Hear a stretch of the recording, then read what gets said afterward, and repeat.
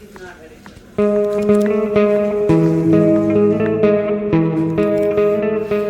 a village of La Mancha, the name of which I have no desire to call to mind, there lived not long since one of those gentlemen that kept a lance in the lance rack, an old buckler, a lean hack, and a greyhound for coursing, an olla of rather more beef than mutton, a salad on most nights, scraps on Saturdays, lentils on Fridays, and a pigeon or so extra on Sundays, made away with 3/4 of his income. The rest of it went to a doublet of fine cloth and velvet breeches, shoes to match for the holidays, while on weekdays he made a brave figure in his best homespun. He had in his house a housekeeper past 40, a niece under 20, and a lad for the field and marketplace who used to saddle the hack as well as to handle the billhook. The age of this gentleman of ours was bordering on 50. He was a hardy habit, spare, gaunt-featured, a very early riser, and a great sportsman. They will have it in his surname was Quixote or Quesada. From here there is some difference of opinion among the authors who write on the subject, although from reasonable conjectures it seems plain that he was called Quixana. This, however, was of but little importance to our tale. It will be enough not to stray a hair's breadth from the truth in the telling of it. You must know, then, that the above-named gentleman, whenever he was at leisure, which was mostly all year round, gave himself up to reading books of chivalry with such ardor and avidity that he almost entirely neglected the pursuit of his field sports, and even the management of his property. And to such a pitch did his eagerness and chivalry and infatuation go that he sold many an acre of tillage land to buy books of chivalry to read, and brought home as many of them as he could get. But of all there were none he liked so well as those of the famous Feliciano de Silva's composition, for their lucidity of style and complicated conceits were as pearls in his sights, particularly when in his reading he came upon courtships and cartels, where he often found passages like, "The reason of the unreason with which my reason is afflicted so weakens my reason that with reason I murmur at your beauty." Or again, "The high heavens, that of your divinity divinely fortify you with the stars, render you deserving of the desert your greatness deserves." Over conceits of this sort the poor gentleman lost his wits, and used to lie awake striving to understand them and worm the meaning out of them. What Aristotle himself could not have made or extracted had he come to life again for that special purpose. He was not at all easy about the wounds with which Don Belantes gave and took, because it seemed to him that, great as were the surgeons who had cured him, he must have had his face and body covered all over with seams and scars. He commended, however, the author's way of ending his book with the promise that the interminable adventure, and many a time he was tempted to take up his pen and finish it properly as is there proposed, which no doubt he would have done, and made a successful piece of work of it too, had not greater and more absorbing thoughts prevented him. Many an argument did he have with the curate of his village, a learned man and graduate of Siguenza, as to which had been the better knight, Palmerin of England or Amadis of Gaul. Master Nicholas, the village barber, however, used to say that neither of them came up to the Knight of Phoebus, and that there was any that could compare with him was Don Galore, the brother of Amadis of Gaul, because he had a spirit that was equal to every occasion, and was no finikin knight nor lachrymose like his brother, where in the matter of valor he was not a whit behind him. In short, he became so absorbed in his books that he spent his nights from sunset to sunrise and his days from dawn to dark poring over them, and what with little sleep and much reading, his brains got so dry that he lost his wits. His fancy grew full of what he used to read about in his books, enchantments, quarrels, battles, challenges, wounds, wooings, loves, agonies, and all sorts of impossible nonsense. And it so possessed his mind that the whole fabric of invention and fancy he read was true, that to him no history in the world had more reality in it. He used to say that the Cid Roy Diaz was the burning sword with its one black stroke cut in half two fierce, monstrous giants. He thought more of his Bernardo del Caprio because at Rocinvales he slew Roland in spite of enchantments, availing himself to the artifice of Hercules when he strangled Antaeus, the son of Terra, in his arms.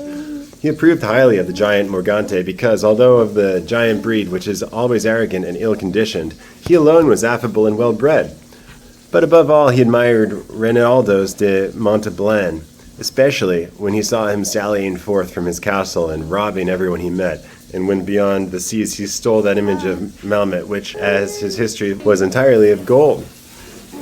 To have a bout of kicking of that traitor at Genion, he would have given his housekeeper and his niece into the bargain. In short, his wits being quite gone, he hit upon the strangest notion that ever a madman in the world hit upon, and that was that he fancied it was right and requisite, as well for the support of his own honor as the service of his country, that he should make a knight-errant of himself, roaming the world over in full armor, on horseback in quest of adventures, and putting in practice himself all that he had read as being the usual practices of knights-errant, righting every kind of wrong, and exposing himself to peril and danger, from which, in the issue, he was to reap eternal renown and fame. Already the poor man saw himself crowned by the might of his arm emperor, Treason-bond at least, and so, led away by the intense enjoyment he found in these pleasant fancies, he set himself forthwith to put his scheme into execution. The first thing he did was to clean up some armor that had belonged to his great-grandfather, and had been for ages lying forgotten in the corner, eaten with rust and covered with mildew. He scoured and polished it as best as he could, but he perceived one great deficit in it, that had no closed helmet, nothing but a simple morion. This deficiency, however, his ingenuity supplied, for he contrived a kind of half-helmet of pasteboard which, fitted onto the morion, looked like a whole one. It is true that, in order to see it was strong and fit to stand a cut, he drew a sword and gave it a couple of slashes. The first one, which undid it in an instant, what had taken him a week to do. The ease with which he had knocked it down to pieces disconcerted him somewhat, and to guard against that danger he set to work again, fixing bars of iron on the inside until he was satisfied with his strength. Then, not caring to try any more experiments with it, he passed it and adopted it as a helmet of the most perfect construction. Next, he proceeded to inspect his hack, which, with more cordials than real and more blemishes than the steed of Gunella, that tantum pellis et ofsa fruit, surpassed in his eyes the Bucephalus of Alexander or the Baesia of the Cid. 4 days were spent in thinking what name to give him, because, as he said to himself, it was not right that a horse belonging to a knight so famous and one with such merits of his own should be without some distinctive name, and he strove to adapt it so as to indicate what he had been before belonging to a knight-errant, and what he was then. For it was only reasonable that, his master, taking a new character, he should take a new name, and it should be a distinguished and full-sounding one, befitting the new order and calling he was about to follow, and so, after having composed, struck out, rejected, added to, unmade, and remade a multitude of names out of his memory and fancy, he decided upon calling him Rocinante, a name to his thinking lofty, sonorous, and significant in his condition as a hack before he became what he now was, the first and foremost of all the hacks in the world. Having got a name for his horse so much to his taste, he was anxious to get one for himself that he was 8 days more pondering over this point, till at last he made up his mind to call himself Don Quixote, whence, as has already been said, the author of this veracious history have inferred that his name must have been beyond a doubt Quixada, and not Quixada, as others would have it. Recollecting, however, the valiant Amadis was not content to call himself courtly Amadis and nothing more, but added the name of his kingdom and country to make it famous, and call himself Amadis of Gaul, he, like a good knight, resolved to add on the name of his, and to style himself Don Quixote of La Mancha, whereby he considered he described accurately his origin and country, and did honor it in taking his surname from it. So then, his armor being furbished, his morion turned into a helmet, his hack christened, and he himself confirmed, he came to the conclusion that nothing more was needed now but to look out for a lady to be in love with. For a knight-errant without love was like a tree without leaves or fruit, or a body without a soul. As he said to himself, if, for my sins, or for my good fortune, I come across some giant hereabouts, a common occurrence with knight-errants, and overthrow him in one onslaught, or cleave him asunder to the waist, or, in short, vanquish and subdue him with it not be well to have someone I may send him to as a present, that he will come in that he may come in and fall on his knees before my sweet lady, and in a humble, submissive voice say, I am the giant Caraculambro, lord of the island of Malindriana, vanquished in a single combat by the never sufficiently extolled knight, Don Quixote of La Mancha, who has commanded me to present myself before your grace, that your highness dispose of me at your pleasure. Oh, how our good gentleman enjoyed the delivery of this speech, especially when he thought of someone to call his lady. There was, so the story goes, in a village near his own, a very good-looking farm girl with whom